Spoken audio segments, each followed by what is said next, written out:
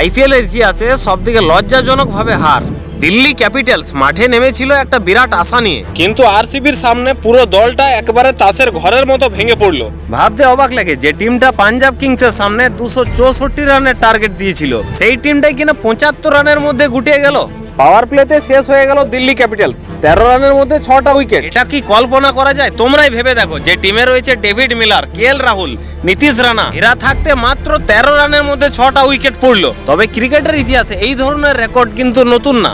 এর ঠিক 10 বছর আগে কলকাতার বিরুদ্ধে আরসিবির সাথেই এই ঘটনাই ঘটেছিল। আরসিবিও সেই ম্যাচে 49 রানে গুটিয়ে গিয়েছিল। তাই ক্রিকেট একদম অনিশ্চয়তার খেল। এই ম্যাচে ঘটলো 3টে রেকর্ড।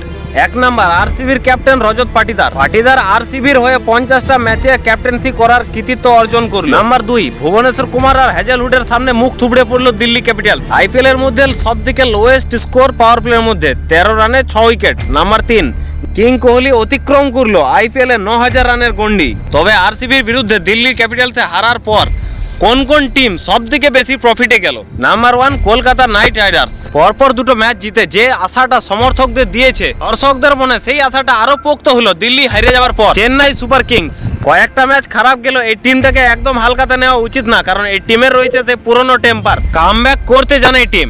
Number 3, Mumbai Indians. এরা সব থেকে বেশি প্রফিট পেয়েছে, কারণ মুম্বাইয়ের সাপোর্টাররা প্রায় আশা ছেড়ে দিয়েছিল, সেই টিমটা আবার নতুন করে আশা ফিরে পেয়েছে। আরসিবি এটা কোনো ম্যাচ জিতলো না, এটা দিল্লিকে হারিয়ে বড় বড় টিম কলকাতা, চেন্নাই, মুম্বাই যারা আইপিএল থেকে ছিটকে যাচ্ছিল, তাদের দেখিয়েছে নতুন ভোরের আলো, নতুন করে একটা সুযোগ দিয়েছে এই আইপিএল এ কামব্যাক করার। তোমাদের কি মনে হয় আরসিবি আর পাঞ্জাবের পাশাপাশি আর কোন দুটো টিম কোয়ালিফাই করতে পারে? জানাও কমেন্টে।